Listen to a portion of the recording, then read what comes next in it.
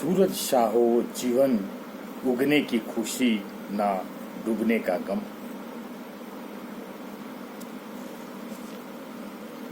आओ विचार करें कि हमारी उंगलियां हथेली की लकीरों से आगे क्यों? शायद विधाता ने भी भाग की लकीरों से आगे हमारे पुरुषार्थ की उंगलियों को महत्व दिया।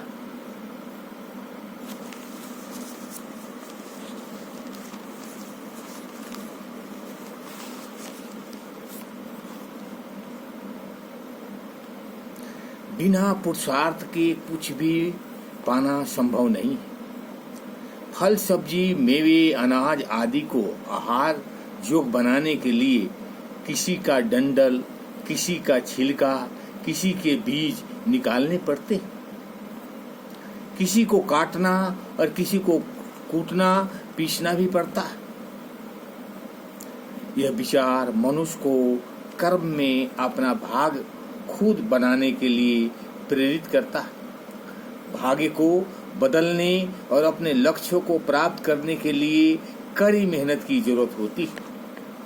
प्रकृति का एक और संकेत है, प्रिय और अप्रिय दोनों साथ में मिलेंगे। गुलाब और उनकी सुगंध चाहते हैं तो हमें कांटों भी स्वीकार करने होंगे। जिस गुलाब में कांटे नहीं होते उनमें खुशबू भी नहीं होती। बस कुछ ऐसी ही है हमारे जीवन की नियति। जीवन में अगर कांटे दिखाई दे रहे हैं तो खुशबू भी आने वाली। सुख और दुख का आना जाना जीवन की समान क्रिया है। दोनों का संघर्ष सामना करे। सुख और शांति के फल चखना चाहते हैं तो समस्याओं के छिलके भी हटाने होंगे। सूरज की तरह उगना भी होगा और अस्त भी होना होगा। इसलिए उगने पर न अति उत्साह दिखाइए और न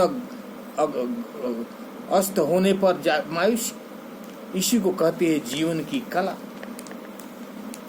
स्वामी रामतीर्थ कहते हैं, आज का पुरुषार्थ ही कल का भाग्य है। मनुष्य अपने भाग्य का स्वयं ही निर्माता है।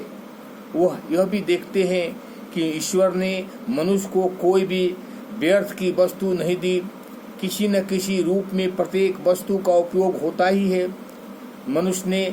ईश्वर ने मनुष्य को मस्तिष्क इसलिए दिया कि वो अपने प्रयत्न और पुरुषार्थ द्वारा अपने भाग का स्वयं निर्माण करे।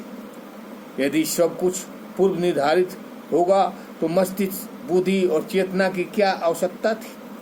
फिर उसकी विचार शक्ति, क्रियाशीलता और पुरुषार्थ की आवश्यकता और उपयोगिता में ही क्या रह जाती?